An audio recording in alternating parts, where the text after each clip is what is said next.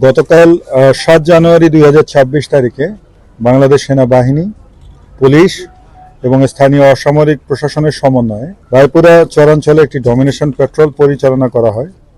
এই পেট্রোল চলাকালীন সময়ে তাৎক্ষণিক তথ্যের ভিত্তিতে অপারেশন পরিচালনা করে ৩টি খুন, একটি অস্ত্র মামলা সহ ১১টি বিভিন্ন মামলার আসামি সন্ত্রাসী ইকবাল এবং ২টি হত্যা মামলা সহ 4টি আলাদা অন্যান্য মামলার আসামি সন্ত্রাসী জালালকে অস্ত্রসহ গ্রেফতার করা হয়। আমি এখন আপনাদের সামনে এই অভিযানের বিস্তারিত তুলে ধরব।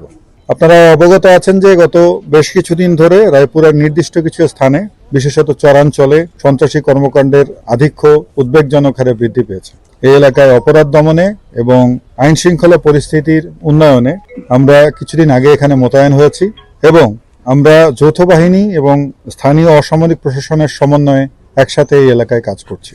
এরই ধারাবাহিকতায় গত ৭ই জানুয়ারি ২০২৬ তারিখে বাংলাদেশ সেনাবাহিনীর ৯ পদাতিক ডিভিশনের অধীনস্থ রায়পুরা আর্মি ক্যাম্প এর নেতৃত্বে স্থানীয় উপজেলা নির্বাহী অফিসার জনাব মোহাম্মদ মাসুদ রানা এবং সহকারী পুলিশ সুপার জনাব বায়েজিদের অধীনস্থ পুলিশ দলের সমন্বয়ে একটি বড় ডমিনেশন পেট্রোল রায়পুরা চরাঞ্চলে আমরা পরিচালনা করি। পেট্রোল চলাকালীন সময়ে আনুমানিক ১৩৩০ ঘটিকায় তাৎক্ষণিক একটি স্থানীয় তথ্যের ভিত্তিতে শ্রীনগরের একটি নির্দিষ্ট বাড়ি এবং বালুয়াকান্দির একটি বসত বাড়িতে অভিযান চালানো হয়।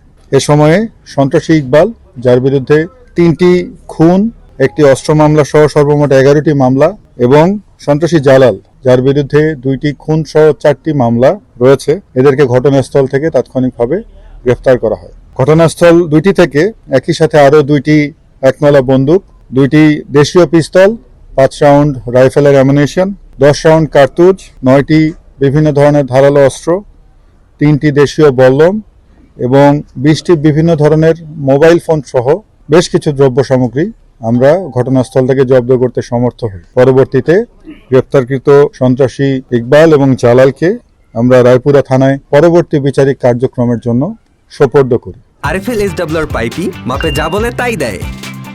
RFL SWR pipe and fittings. Bangladesh সেনাবাহিনী, পুলিশ এবং অন্যান্য আইন শৃঙ্খলা রক্ষাকারী বাহিনীর সমন্বয়ে আইন শৃঙ্খলা পরিস্থিতির মান উন্নয়নে আমরা সর্বদা বদ্ধপরিকর এবং সেই লক্ষ্যে আমরা দিন-রাত নিরলস পরিশ্রম করে কাজ করে যাচ্ছি। ভবিষ্যতেও আমাদের এই ধরনের অভিযান অব্যাহত থাকবে। দুজন সন্ত্রাসী সহ বিপুল পরিমাণ দেশি এবং বিদেশি অস্ত্র উদ্ধার করেছি। তো আপনারা জানেন যে রায়পুরা একটি ট্রাভেল জোন, এ নিয়ে আমরা বিশদভাবে আমরা অপারেশন প্ল্যান তৈরি করেছি ইতিমধ্যে, এবং আমরা যৌথভাবে সকলে মিলে এসে অপারেশন প্ল্যানটিকে কিভাবে সাকসেস করা যায় সে বিষয়ে আমরা কাজ করছি। এবং আমরা সামনে যে আসন্ন ইলেকশন রয়েছে, ইলেকশনের যে আপনি বলেছেন ইতিমধ্যে 6টি ইউনিয়ন রয়েছে চরাঞ্চলে, সেটিকে মাথায় রেখে এসব কেন্দ্রে যেন কোন ধরনের অঘটন না ঘটে, কোনো সন্ত্রাসী কার্যক্রম না চালাতে পারে, এ বিষয়ে আমরা কাজ করছি। আমরা গোয়েন্দা তথ্য সংগ্রহ করছি, কারা কারা ট্রাভেল মেকার তাদের বিষয়ে তথ্য নিচ্ছি, এবং এদের বিরুদ্ধে আমরা সবাই মিলে যৌথভাবে সহায়তা অভিযান ইতিমধ্যে শুরু করেছি এবং আগামীতেও চলবে। আশা করছি যে আমরা এই রায়পুরাকে একটি স্থিতিশীল অবস্থা নিয়ে আসতে পারবো এবং আইন শৃঙ্খলা পরিস্থিতি কাঙ্ক্ষিত মাত্রায় নিয়ে আসতে পারবো বলে আমরা জেলা পুলিশ আশা করছি।